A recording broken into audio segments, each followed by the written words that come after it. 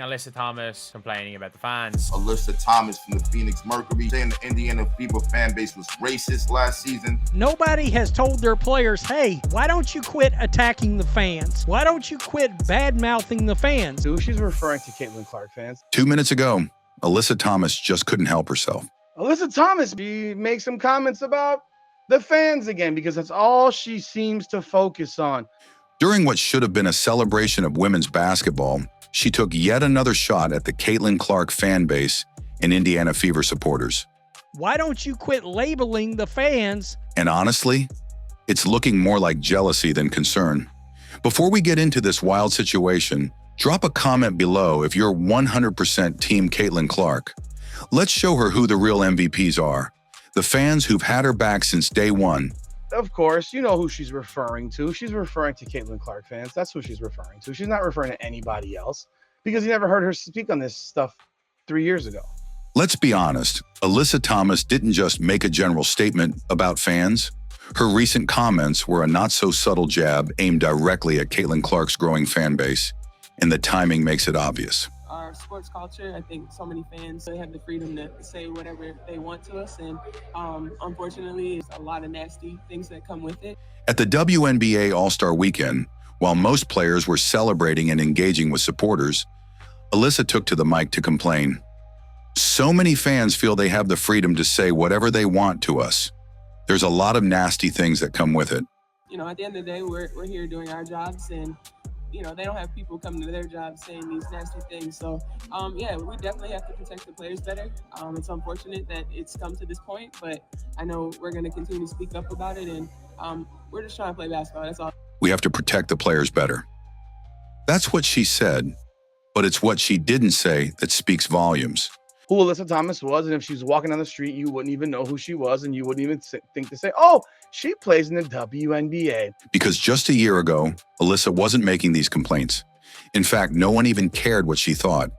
This league is wild. And that article, the article was talking about what the old fandom calls toxic tribal fans. But now that Caitlin Clark has brought millions of new fans, broken records, and revitalized WNBA attention, suddenly Thomas and others are speaking out about toxic fandom. Why now? Make no mistake. You've played in Indiana multiple times. How many people have you heard say something to you that you thought was racially a problem that you had someone thrown out of a building? You haven't. You haven't. This isn't about general sports culture. It's about Caitlin Clark. As multiple analysts across transcripts pointed out, Alyssa never voiced any concerns about fan behavior. we're not talking about her race, but she'll turn that into that's what the league is, the nasty things. Welcome to professional sports, Alyssa Thomas. Until Caitlin Clark exploded in popularity and brought a wave of support from college hoops fans, NBA fans, and new WNBA viewers. The same Alyssa Thomas that was married to DeWanna Bonner, who stole money from the Indiana Fever. My thing about it is this: if you don't like the Fever fan base this bad, then why are you in Indianapolis? It's not just speculation. Even her relationship with DeWanna Bonner adds another layer. Now, are you speaking up for DeWanna Bonner now? Because of that bullshit she just did? Oh, people are definitely trashing her. We don't give a fuck if she's your wife. Wrong is wrong. Bonner left the Indiana Fever organization under shady circumstances, and fans were understandably upset. But what did Alyssa do? Y'all keep basically coming out and calling Caitlin Clark fans racist. I mean, it's crazy. She and others accused Fever fans of being racist, a baseless, blanket claim that alienated the very audience keeping the league alive. You know who she's referring to. She's referring to Caitlin Clark fans. She wonders why she's underrated. You're insanely unlikable. If you didn't want to be a public figure, guess what? Go get a regular job. You'll never have to deal with it again. But you also want more money now. These comments weren't isolated either. Alyssa dismisses and discredits Clark's fans, labels Fever supporters as problematic, and constantly plays victim whenever there's any criticism, even though she's in the public spotlight by choice. The tickets for this game, for this All-Star game, they've dropped by 50%. The ticket prices. And it's not just the on-court product that suffers without number 22, Caitlin Clark. The entire weekend's economic opportunities have felt the fallout. Let's call it what it is: selective outrage rooted in insecurity. The fact that Caitlin Clark's influence is so powerful that it impacts all-star ticket sales.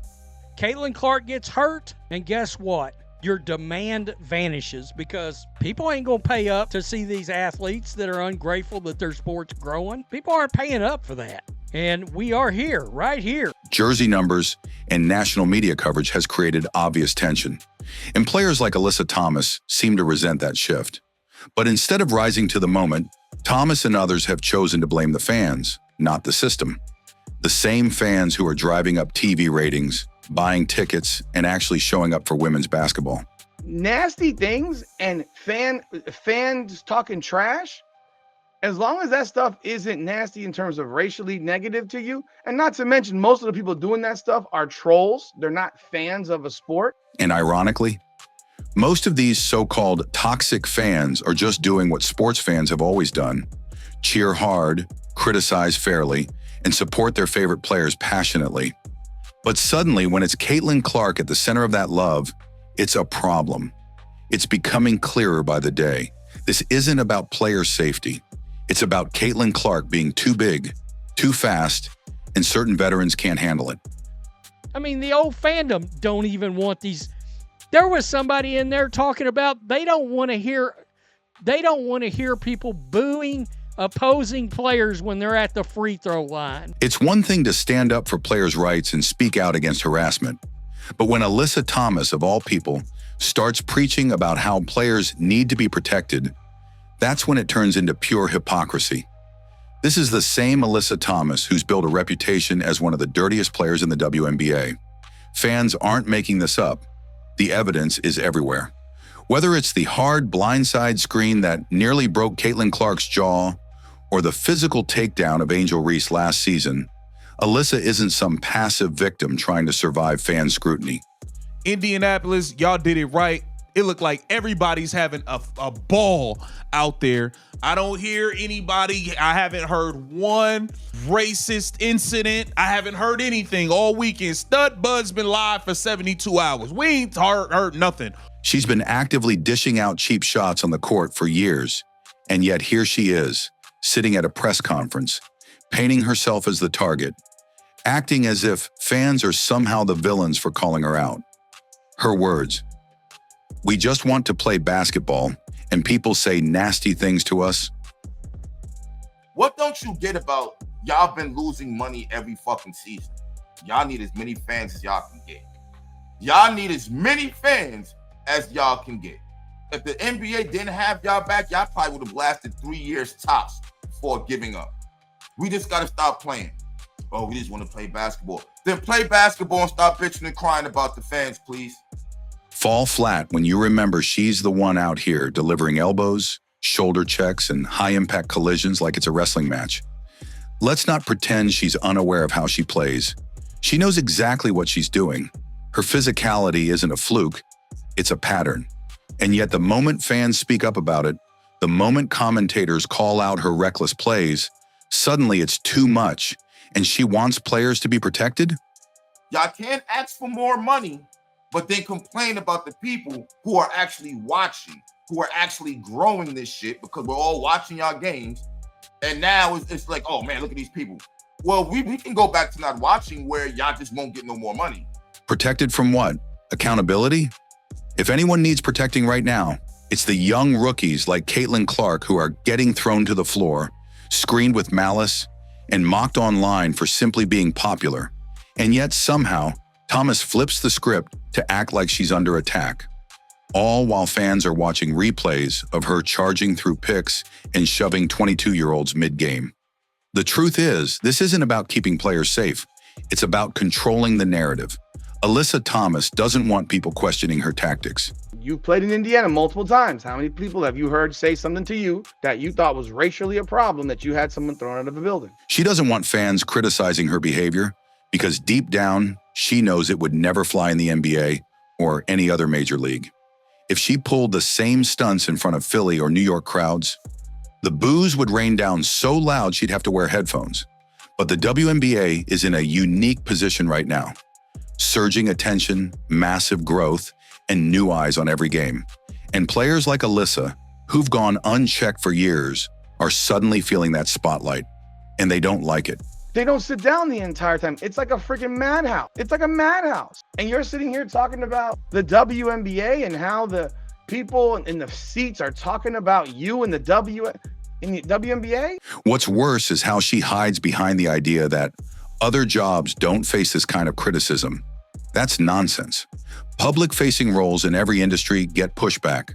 Coaches, actors, politicians, even YouTubers. When you step into the public eye, feedback comes with it. But Alyssa isn't just rejecting fair criticism, she's trying to silence it. And that's why fans are so frustrated, because they're being told to shut up, stay quiet, stop talking. No offense to Alyssa Thomas, like unless you are nearly injuring somebody, or instead of taking a layup, plowing down Veronica Burton, or you're setting a screen for Caitlin Clark and mid-screen, clock her in the jaw with shoulder barge her in the jaw, hit her with something that could and like be this close to breaking Caitlin Clark's jaw. While the very people criticizing them are throwing elbows and calling entire fan bases racist with zero proof. Alyssa Thomas wants to have it both ways. She wants to be the enforcer on the court, but the victim in the media. She wants to get paid like a star, but not be treated like one. She wants the attention that comes with the Caitlin Clark era, but not the standards or the spotlight that follow it. That's not how it works. If you're going to play rough, expect a reaction. High school kids at the foul line, for crying out loud, much less people getting paid. Man, boy, this league and that old fandom really got something coming. Because I think the more they do this, the more we're like, we ain't going nowhere out of spite at this point. If you're going to step into the fire, don't complain when it burns. Caitlin Clark has taken everything. The hate, the cheap shots, the endless media obsession. And she hasn't once tried to silence fans or act like the league owes her peace and comfort. She just plays. That's why people respect her. Alyssa, on the other hand, has made herself a symbol of what's holding the league back. Not because of her talent, but because of her refusal to evolve. The reason why y'all are in position to actually try to get more money is because of the same fan base that you said were racist. You have to understand what's going on here. I get it. You're used to playing basketball in places where there was more staff than actual fans. Times have changed. There's actually an interest in the WNBA. Nobody's thinking about what you're talking about right now. She wants the league to grow, but only on her terms. And that, more than anything, exposes the real issue. It's not about safety. It's not even about fans. It's about power, jealousy, and control. The narrative is crumbling. Fans aren't the problem. They're the backbone. What Alyssa Thomas and a few others tried to paint as a toxic fan base has completely unraveled. The moment the spotlight turned away from vague accusations and toward real outcomes, the truth became obvious. You're the only one who's out there talking like this still. The only one. Angel Reese is a Indiana Fever fans don't rock with no Angel. She not having a hard time out there. She's out there having a blast. The fans they keep attacking are the same fans keeping this league alive. When it was announced that Caitlin Clark wouldn't be playing in the WNBA All-Star Game, ticket prices plummeted almost overnight. Reports showed a 48% drop in get-in prices, falling from $121 to just $64. And that wasn't just coincidence. That was cause and effect. When fans realized Caitlin wouldn't be suiting up, demand fell off a cliff. That's how much she means to the game right now. And that's how powerful her fan base has become. You put out a nasty narrative acting like everybody was racist. And there's people of all different races having a great time out there, having a flat-out ball. If Alyssa Thomas and others had their way, they'd convince you that Clark's fans are the problem. Too loud, too critical, too male. But here's the reality. Caitlin Clark fans are the ones filling arenas, boosting TV ratings, and buying the jerseys that fund this very league. Without them, the WNBA doesn't have a growth narrative. Without them, there is no All-Star weekend worth watching. What makes this even more outrageous is how players like Thomas continue to push the Indiana is racist narrative. Are you talking about real humans, like human and human interaction? Or are you talking about people online? Because I feel like you're talking about people on social media. If that's the case, delete your social media. It's that simple. Yet the All-Star Weekend in Indianapolis told a completely different story. The city was buzzing, players were partying, dancing, live streaming, and vibing with fans from all backgrounds. Paige Buchers, Angel Reese, Caitlin Clark, all of them were out enjoying the city that certain people had labeled unsafe and problematic. Let's be honest, the only thing that felt unsafe to certain players was losing control of the spotlight.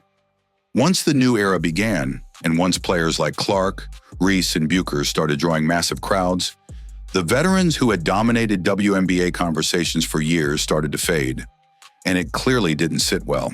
Come on, man. Y'all gotta stop this. Y'all gotta stop with the nasty narratives, man. Y'all really gotta stop. This was supposed to be a celebration. The league is finally growing. The money is improving. The attention is real. But instead of embracing that shift, some players chose bitterness. They lashed out. They blamed fans. They questioned motives.